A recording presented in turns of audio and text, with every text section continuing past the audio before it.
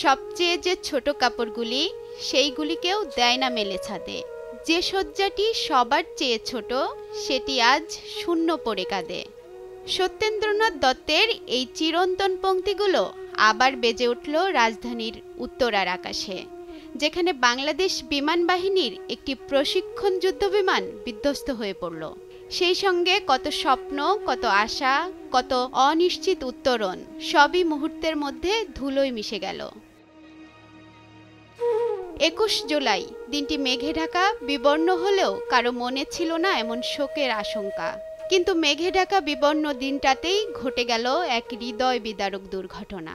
বাংলাদেশ বিমান বাহিনীর একটি প্রশিক্ষণ যুদ্ধবিমান ছুটে গিয়ে বিধ্বস্ত হলো উত্তরার মাইলস্টোন স্কুল অ্যান্ড কলেজের একটা ভবনে। বিধ্বস্ত বিমানটা যেন পুরো দেশটাকেই বীভৎসতার লাল রঙে রাঙিয়ে দিয়ে গেল। ভয়ঙ্কর আগুনে পুড়ে ছাই করে দিল কত স্বপ্ন, কত মায়ের বুকের ভেতর লুকিয়ে রাখা যত্নের ধন।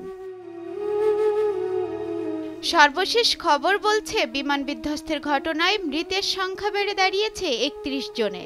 এদের মধ্যে অধিকাংশই শিশু। দুর্ঘটনায় আহত হয়ে এখনো ১৬৫ জন বিভিন্ন হাসপাতালে চিকিৎসাধীন। তাদের অনেকেরই শরীরের বড় অংশ দগ্ধ হয়েছে বলে জানিয়েছেন চিকিৎসকরা। কাঁধে স্কুল ব্যাগ নিয়ে যারা সকালে ইউনিফর্ম পরে বের হয়েছিল তারা আর ফিরবে না।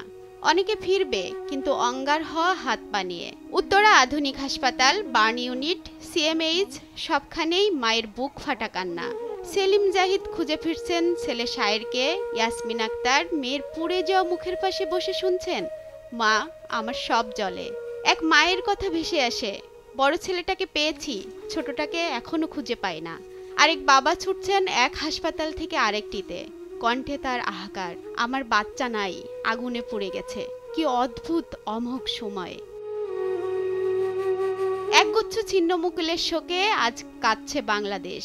পরিবার হারালো সন্তান, মায়ের কোল হলো খালি। বন্ধুরা হারালো প্রাণীর সঙ্গী।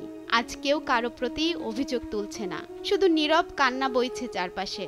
রাষ্ট্রীয় শোকবার্তা, প্রধান উপদেষ্টার সমবেদনা, সব মিলিয়েই আজ শোকগ্রস্ত পুরো দেশ। কিন্তু এই শোক শুধু আনুষ্ঠানিক নয়, এই শোকে বুক ভেঙে আসে। যারা গেছে তারা আর ফিরবে না কোনোদিন, আর যারা আছে তারা আজীবন বইবে ওই ভয়ঙ্কর স্মৃতি। প্রশ্ন এখন একটাই, কতটা নিরাপদ এই যুদ্ধবিমান? কতটা সুরক্ষিত আমাদের আকাশপথ?